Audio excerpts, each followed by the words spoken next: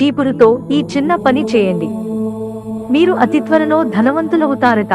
హిందూ మతంలో చీపురు కట్టను లక్ష్మీదేవికి చిహ్నంగా భావిస్తారు. వాస్తు శాస్త్రంలో చీపురు గురించి చాలా నియమాలు ప్రస్తావించబడ్డాయి. దీని ప్రకారం ఇంట్లో చీపురు సరిగా ఉపయోగించకపోతే రకరకాల వాస్తు దోషాలు తలెత్తుతాయి. ఈ ప్రతికూలత కారణంగా ఇంట్లో స్థిరపడటం ప్రారంభమవుతుంది. అలాగే ఇంట్లోని ఆనందం, శాంతి పోతాయి.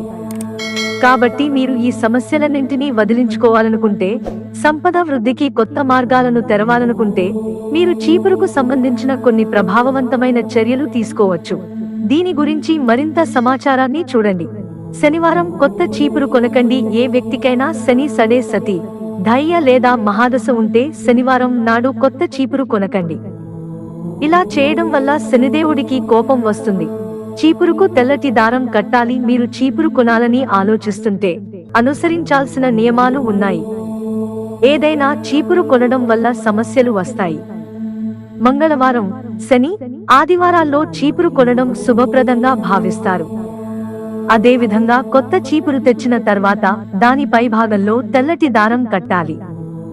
ఇలా చేస్తే లక్ష్మీదేవి ఇంట్లో శాశ్వతంగా ఉంటుంది. చీపురుపై కాలు పెట్టవద్దు. చీపురు ఎల్లప్పుడూ గౌరవించాలి, కాబట్టి దానిని తొక్కవద్దు. చీపురును గౌరవిస్తే తల్లి లక్ష్మీదేవి ప్రసన్నురాలై అనుగ్రహిస్తుంది. మత విశ్వాసాల ప్రకారం చీపురుతో చెత్తను ఊడ్చడం ద్వారా ఇంటి నుండి పేదరికం తొలగిపోతుంది. చీపురు పారేయకండి. పాత చీపురును ఎప్పుడు పడితే అప్పుడు పారేయకండి. చీపురును శనివారాల్లో మాత్రమే ఇంటి నుంచి బయటపడేయాలి. ఇలా చేయడం వల్ల పేదరికం తొలగిపోయి సంపద రాకకు కొత్త ద్వారాలు తెరుచుకుంటాయి. శుక్రవారాన్ని తల్లి లక్ష్మీదేవి రోజుగా భావిస్తారు.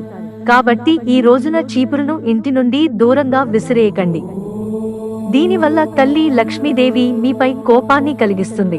మిత్రులారా, ఛానల్ సబ్స్క్రైబ్ చేసుకోవడం మర్చిపోకండి. ధన్యవాదాలు.